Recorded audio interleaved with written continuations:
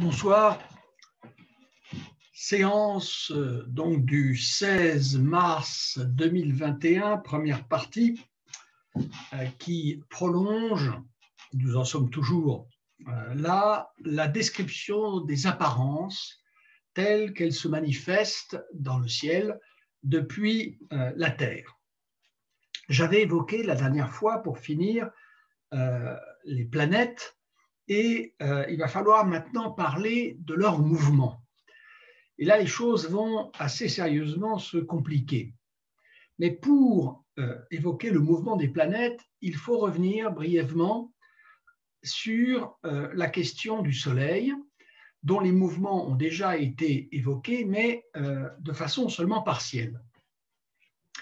La trajectoire du Soleil se déroule sur une zone du ciel, une bande du ciel qui s'appelle le zodiaque, et ça va être l'objet donc de la section que je commence aujourd'hui, 4.2.4, 4.2.4, donc le zodiaque.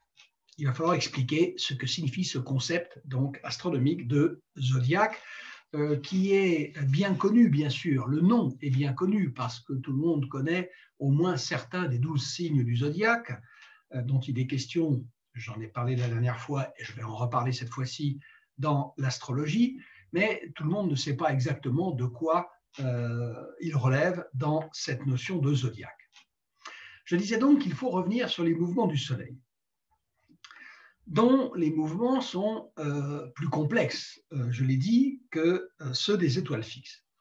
Le Soleil possède deux mouvements, le mouvement diurne, celui que l'on peut observer de son lever à son coucher durant la journée, et un deuxième mouvement, le mouvement annuel, le mouvement donc qu'on peut observer à plus long terme lorsque se déroule le laps de temps situé entre deux équinoxes ou entre deux solstices. Le mouvement diurne se décrit, on l'a vu, à partir de repères terrestres. Les repères terrestres suffisent à définir les mouvements du Soleil durant la journée. Et c'est la raison pour laquelle, je l'avais dit, il existe en bien des endroits sur la Terre des reliefs, par exemple, qui permettent de déterminer le midi. Nous avons ici en Bigorre un pic du Midi. Il y en a aussi à d'autres endroits des Pyrénées. Il y a une aiguille du Midi à Chamonix, je l'avais dit, et il y a d'autres sommets, d'autres éminences qui jouent le même rôle, qui assument la même fonction ailleurs dans le monde. Donc, le mouvement diurne du Soleil se comprend exclusivement à partir de repères terrestres. Ces repères terrestres peuvent également servir pour analyser le mouvement annuel, puisque nous l'avons vu, au cours de l'année, la longueur de l'ombre du gnomon planté dans le ciel change, de même que change le point de l'horizon où se lève le Soleil, le point de l'horizon où se couche ce même Soleil. Donc les repères terrestres vont aussi nous permettre de mesurer les changements qui interviennent dans le mouvement du Soleil au cours de l'année. Mais ces repères terrestres ne suffisent pas pour rendre compte de la totalité de ce que nous pouvons observer dans le ciel au sujet de ces mouvements annuels. Pour aller plus loin, il faut utiliser la carte des étoiles fixes, dont j'ai déjà dit plusieurs fois qu'elle constituait un repère intéressant en raison de sa stabilité, en raison surtout de la fixité des étoiles les unes relativement aux autres. Alors, ce que nous constatons lorsque nous observons le Soleil de jour en jour, alors bien sûr, le jour, on ne voit pas les étoiles, donc il est assez difficile de situer le Soleil par rapport à ces mêmes étoiles. Il reste que c'est possible parce que les premières étoiles apparaissent très peu de temps après que le Soleil, lui, ait disparu, ce qui permet donc d'établir des concordances entre la position des étoiles d'une part et l'endroit où se trouve le Soleil d'autre part. Le Soleil se déplace par rapport aux étoiles fixes d'environ 1 degré par 24 heures, c'est-à-dire cela représente 1 degré 2 fois son diamètre apparent dans le ciel. Voilà, le soleil change de place dans le ciel, si l'on entend par ciel, ce qui est repéré par les étoiles fixes. il change de place d'environ 2 fois son diamètre angulaire. Ce déplacement, le Soleil l'effectue durant l'année sur une courbe qui se ferme sur elle-même dans le ciel, c'est-à-dire qu'il revient annuellement avec une régularité parfaite, d'année en année, au même point dans le système de repère des étoiles fixes. Il décrit donc une courbe fermée, et cette courbe fermée a un nom, elle s'appelle l'écliptique. L'écliptique en raison du fait que c'est sur cette ligne que décrit le Soleil en une année que se produisent ces phénomènes que l'on appelle les éclipses, aussi bien éclipse de lune qu'éclipse de Soleil. Le Soleil se déplace donc sur l'écliptique et ça veut dire que les constellations qui se trouvent le long de cette courbe fermée dans le ciel voient passer le Soleil chacune une fois dans l'année solaire. Et ces constellations forment une bande qui se trouve de part et d'autre de cette ligne qu'on appelle l'écliptique. Ces constellations forment une bande et c'est cette bande qui s'appelle le zodiaque. Zodiaque, c'est un terme qui vient du grec. En grec, le mot zoon signifie animal, vivant, plus exactement vivant. Et c'est pour ça que l'endroit où l'on se rend pour admirer des animaux s'appelle le zoo, et la science des animaux, la zoologie. Zoon en grec, c'est vivant, animé. Voilà, ça exclut bien sûr les végétaux, mais c'est un peu plus que ce que nous appelons, nous, strictement les animaux, parce que les frontières ne sont pas exactement les mêmes dans la classification grecque. Zoon, animal, zodia en grec, ce sont les petits animaux. Alors, je reviendrai à nouveau sur le zodiaque lorsque je reprendrai la question de l'astrologie.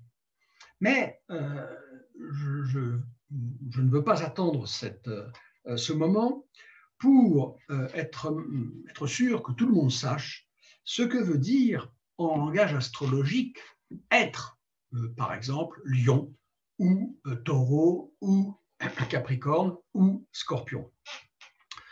Il n'y a pas beaucoup de gens qui ignorent leur signe astrologique.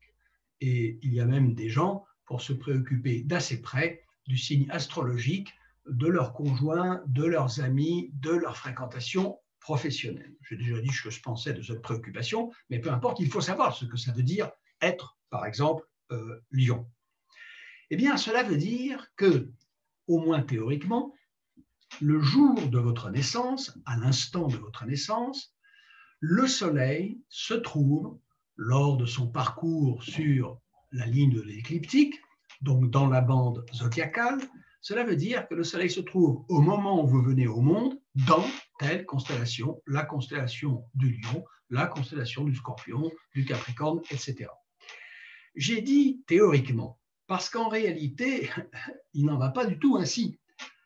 Les signes du zodiaque ont été nommés et établis à l'époque d'un astronome dont je reparlerai, qui s'appelle Hipparque, ça s'écrit H-I-2-P-A-R-Q-E, Hipparque, au IIe siècle avant Jésus-Christ. Et c'est à ce moment-là qu'ont été fixées les bases de la science astrologique. Or, il se trouve qu'en raison d'un phénomène astronomique dont j'aurai à reparler, dont je vais dire un mot tout de suite pour que vous compreniez de quoi il s'agit, en raison d'un phénomène astronomique particulier, les signes du zodiaque se sont décalés depuis cette époque où vivait Hipparque. Alors quel est ce phénomène? Ce phénomène est ce qu'on appelle la précession des équinoxes et qui tient au fait que la Terre tourne bien sûr, comme je pense chacun le sait, autour d'un axe qui passe par les pôles, mais elle tourne autour d'un axe qui passe par les pôles. Cet axe est incliné par rapport au plan de rotation de la Terre autour du Soleil. Il est incliné exactement d'une valeur de 23 degrés 27 minutes. Mais il faut vous représenter donc la Terre tournant sur cet axe légèrement penché, encore que 27 degrés, 23 degrés, 27 minutes, ce n'est pas tout à fait imperceptible. Il faut vous imaginer la Terre tournant autour de cet axe légèrement penché par rapport au plan de rotation de la Terre autour du Soleil. Mais cet axe, il ne reste pas fixe au cours des siècles. Cet axe, il décrit un mouvement de cône de révolution, exactement comme une toupie qui va bientôt s'arrêter.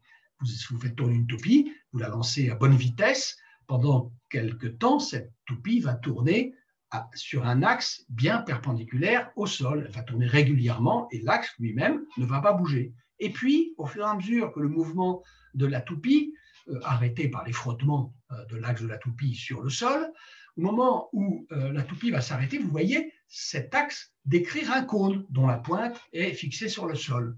Eh bien, c'est ce que fait la Terre. La Terre décrit un mouvement de ce type, plutôt l'axe de la Terre, autour duquel la Terre elle-même tourne, décrit un mouvement de ce type. Et ce mouvement a pour effet de décaler la place du Soleil au fil des siècles par rapport aux constellations à tel moment de l'année quand le Soleil passe devant les constellations du zodiaque. Ce qui fait qu'aujourd'hui, si vous êtes Sagittaire, c'est-à-dire si les dates de votre naissance correspondent à ce signe qui s'appelle le Sagittaire, eh bien sachez que vous avez presque toutes les chances qu'en fait le Soleil, le jour où vous êtes né, se trouvait dans la constellation du Scorpion. Si quelqu'un est né sous le signe de la Balance, il ne peut en fait être né que sous le signe de la Vierge. Ce qui veut dire que, compte tenu de la signification très précise que l'astrologie a conférée à chacun de ces signes, vous savez très bien que si vous vous intéressez si peu que ce soit à cette discipline, et moi il m'a bien fallu m'y intéresser, vous savez que à tel signe astrologique sont attachés tout un tas de significations qui sont liées à des substances, à des matériaux, à des caractères, à des types de personnalités. Eh bien, il faut savoir que si vous êtes aujourd'hui catalogué comme Balance, si vous savez Balance en raison de votre date de naissance, en vérité, vous êtes Vierge. Je veux dire que le Soleil, quand vous êtes né, se trouvait dans le signe de la Vierge. Il est évident que si les raisons que j'ai mentionnées la dernière fois concernant les constellations ne vous ont pas suffi pour vous convaincre de la nullité des prédictions astrologiques, celles-ci devraient à leur tour, je pense, être tout à fait suffisante. Mais peu m'importe, pour l'instant, mon but n'est pas de vous guérir de la superstition astrologique, il est de vous décrire les apparences. Voilà. Et notamment de vous apprendre au moins la signification des concepts fondamentaux de l'astronomie. Et le zodiaque est l'un de ces concepts. Pourquoi ? Parce que l'astronomie commence par la description des apparences, et les apparences manifestes et visibles depuis la Terre consistent en ceci que justement le Soleil se déplace dans le ciel étoilé le long d'une bande, la bande zodiacale occupée par certaines constellations, et qu'il fait le tour en un an. Alors, maintenant, nous pouvons nous intéresser au cas particulier de la Lune avant de revenir, pour finir cette description des apparences, au problème que nous posent les planètes. Alors, point 4.2.4.1, puisque nous sommes dans le zodiaque, le zodiaque c'était le point 4.2.4, donc première partie, 4.2.4.1, la question de la Lune.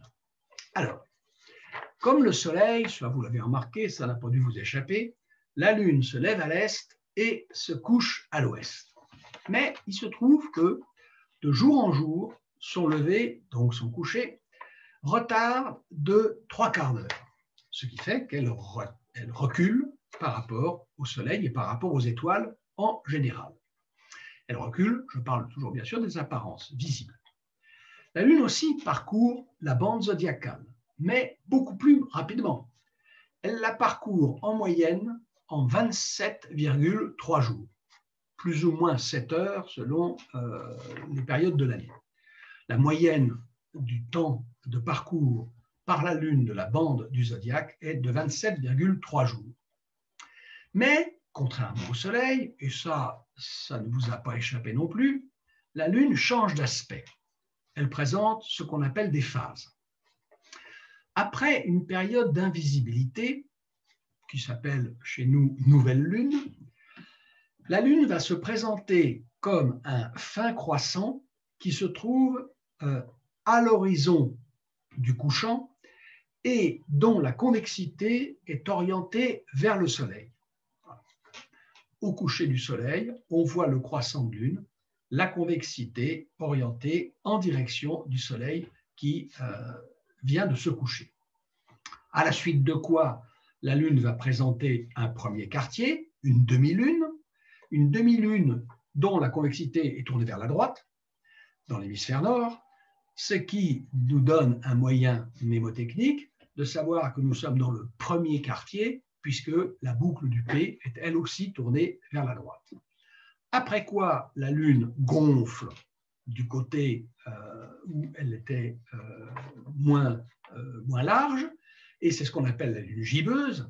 La Lune gibbeuse continue de gonfler jusqu'à devenir pleine Lune, et là, dans cette situation, la Lune est visible avec un disque complet qui, bien sûr, pour cela est plus lumineux, plus éclairant. Elle est visible durant la totalité de la nuit.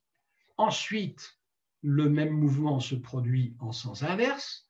Nous voyons la Lune gibbeuse, mais inversée par rapport à ce qu'elle était quand elle était croissante. Et nous voyons ensuite la demi-lune avec la convexité orientée vers la gauche, comme est orientée vers la gauche la boucle du D, ce qui nous donne le moyen mnémotechnique de savoir que nous sommes dans le dernier quartier. Enfin, la Lune va se présenter sous la forme d'un fin croissant dont la convexité est orientée vers le Soleil levant dans les lumières donc, de la journée qui commence.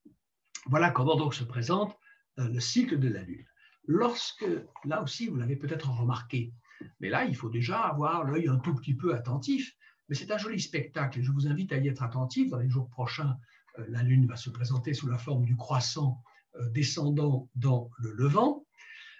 Lorsque la Lune se présente sous la forme d'un fin croissant, la surface intérieure aux cornes de ce croissant, la surface du disque, qui n'est plus visible si vous voulez, la surface intérieure aux cornes brille d'un éclat très particulier qui est, plutôt qu'un éclat, une espèce de lueur grise très jolie qui s'appelle la lumière cendrée. Voilà. La Lune est couleur de cendre à l'intérieur de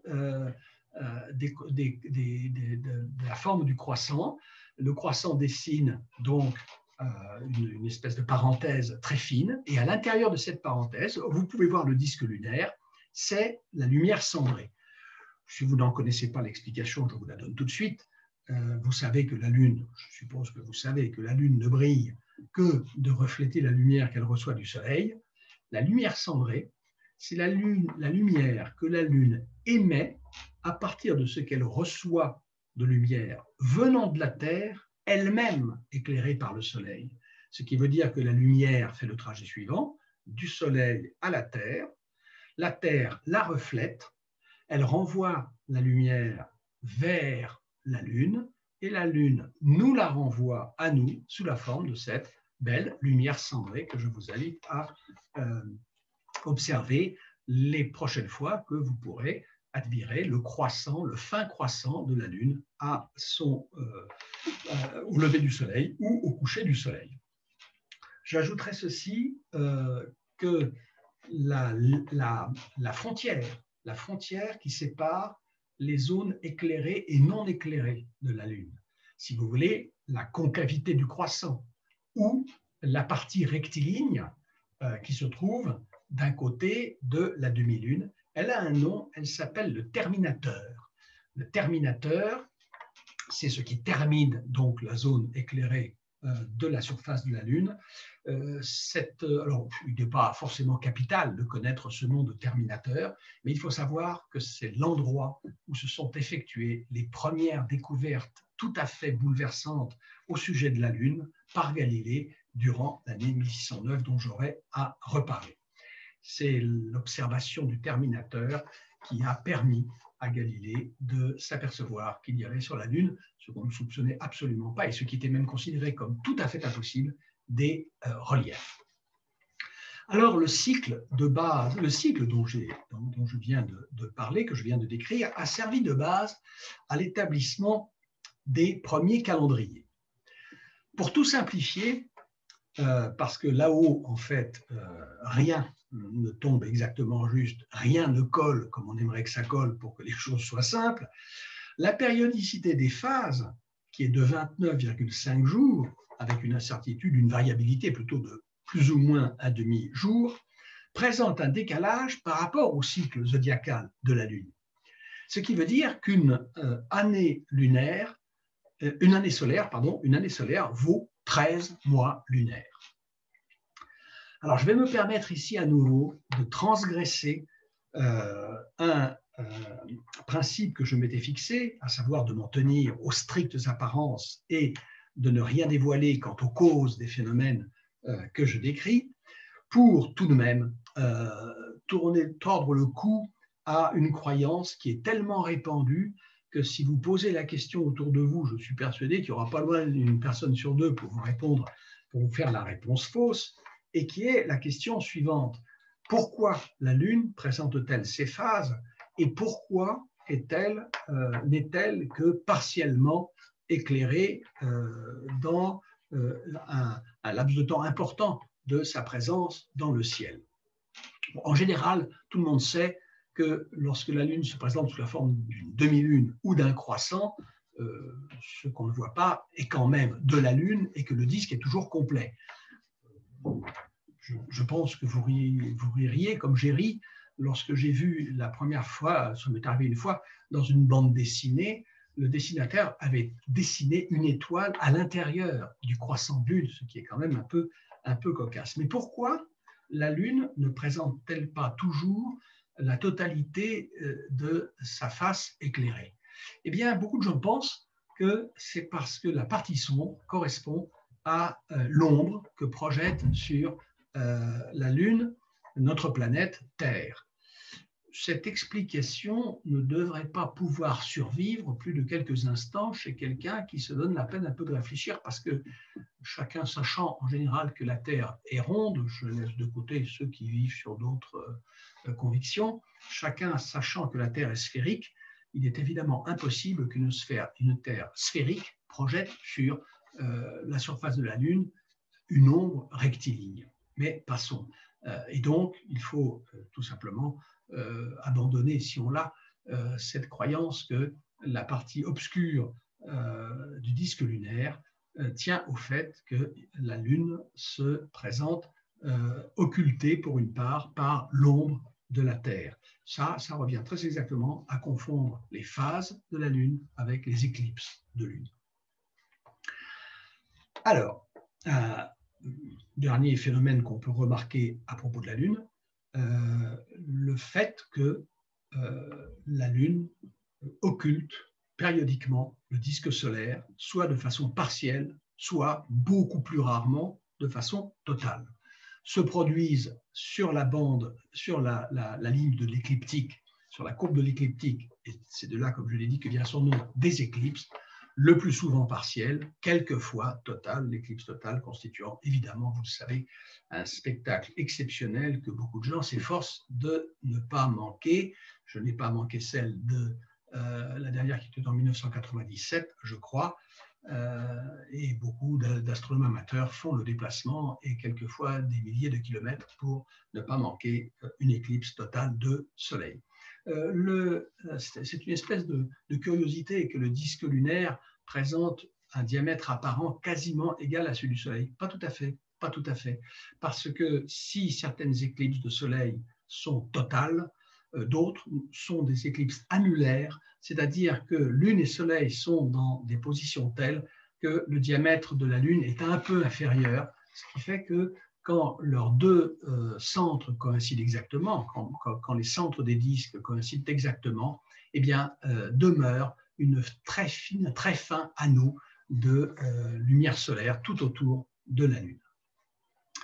Alors, nous pouvons maintenant, et ce sera le point 4.2.4.2, et ce sera le dernier qui concerne la description des apparences, nous pouvons maintenant revenir vers nos planètes. 4.2.4.2, les planètes lointaines. Je rappelle que planètes, ce sont les astres errants, et qu'en toute rigueur, le Soleil et la Lune en font partie. Maintenant, je ne m'intéresse plus qu'aux planètes lointaines, c'est-à-dire aux 5 planètes qu'il est possible de voir à l'œil nu, Mercure, Vénus, Mars, Jupiter et Saturne. Je rappelle que dans la configuration où nous nous trouvons, celle des Grecs qui vont inventer l'astronomie scientifique, la Terre n'est pas une planète. Elle n'est pas une planète, elle est le lieu d'où on observe le Soleil, la Lune, les étoiles et les planètes dites lointaines.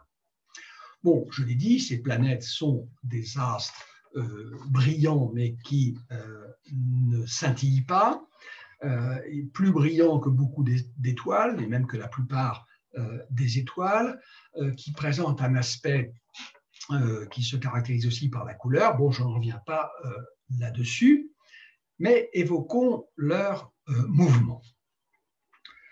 Alors, ce mouvement est caractérisé par une propriété tout à fait bizarre et qui va occasionner pour les astronomes, dès que vont commencer les premières recherches astronomiques de type scientifique, et je préciserai bientôt ce que j'entends par là, qui vont occasionner pour les astronomes un casse-tête absolument épouvantable.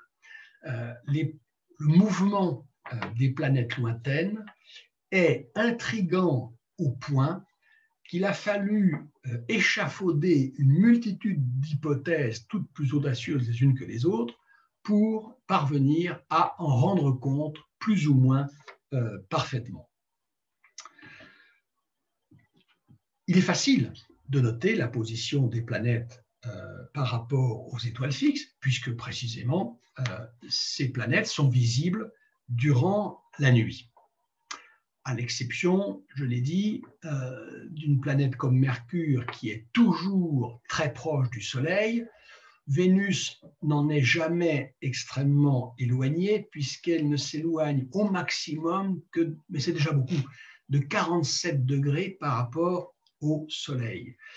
47 degrés, c'est, je l'avais dit, à peu près la valeur de ce qui sépare l'étoile polaire de l'horizon ou du zénith.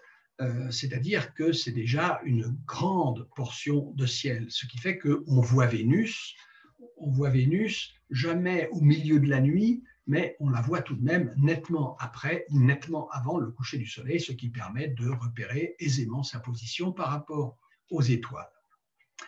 Alors, lorsqu'on se livre aux observations suivantes, on note chaque nuit l'emplacement exact de telle ou telle planète par rapport aux étoiles fixes. Pas difficile, vous prenez une carte du ciel, vous la photocopiez, ou même sans la photocopier de nuit en nuit, vous notez l'endroit où se trouve la planète par rapport aux étoiles. Eh bien, d'abord, vous vous apercevez que toutes les planètes ne se déplacent pas à la même vitesse. Vous allez voir certaines planètes faire assez rapidement le tour du ciel astral. Par exemple, vous allez voir que Mercure fait en un an son petit tour à elle. Mais Saturne met 29 ans. Saturne met 29 ans à revenir dans le ciel au même endroit. Et surtout, alors que les autres planètes s'échelonnent entre ces deux périodicités, ces deux périodes. D'ailleurs, vous vous souvenez, puisque nous avions étudié précédemment les lois de Kepler, que la durée complète de rotation d'une planète, ou plutôt le carré de la durée de révolution est proportionnel au cube du demi-grand axe de l'ellipse sur laquelle se déplace la planète. Mais je reviens à mes apparences. La course des planètes va présenter de très singulières bizarreries. Donc, vous notez chaque nuit l'emplacement de telle planète sur la carte céleste. Vous la voyez se déplacer avec une certaine régularité le long d'une ligne qui est toujours située à l'intérieur de la bande zodiacale. Et puis à un moment, cette planète ralentit. Elle ralentit sur sa trajectoire. Elle ralentit. Éventuellement, cette trajectoire s'incurve un petit peu. Et vous voyez la planète dans les jours qui suivent, dans les semaines qui suivent, dans les mois qui suivent, vous la voyez faire marche arrière, reprendre le chemin en sens inverse. Elle est toujours dans la bande zodiacale, elle se déplace toujours de nuit en nuit par rapport aux étoiles, mais elle a cessé de parcourir ce déplacement dans un sens pour revenir dans un autre. Alors, ce retour s'appelle une rétrogradation et il va couvrir une certaine durée. La rétrogradation va durer pour Mercure un peu plus de 100 jours, 116 pour être précis. Pour Vénus, 584 jours de rétrogradation, plus d'1 an. Mars, 780 jours de rétrogradation, soit plus de 2 ans. Jupiter, 399. Saturne, 378. Et cette rétrogradation, donc, alors attendez, excusez-moi, j'ai fait une erreur. La durée de la rétrogradation est selon les planètes et selon les cas de 3 semaines à 7 mois. 3 semaines à 7 mois. Les intervalles que j'ai cités, 116 jours, 584, 780, 399, 378, ne sont pas les durées de rétrogradation, ce sont les intervalles entre les rétrogradations. Ce qui veut dire, je répète pour qu'il n'y ait pas d'erreur, que tous les 116 jours, Mercure entre dans un cycle de rétrogradation, Vénus le fait tous les 584 jours, Mars tous les 780 jours, Jupiter tous les 399 jours et Saturne tous les 378 jours. Et cette rétrogradation, séparée de la précédente par les intervalles que je viens de mentionner, cette rétrogradation peut durer de 3 semaines à 7 mois. La planète est donc repartie en marche arrière. Elle va faire le même mouvement que précédemment. Vous allez la voir ralentir, à nouveau revenir en arrière et reprendre sa trajectoire initiale dans la direction précédente.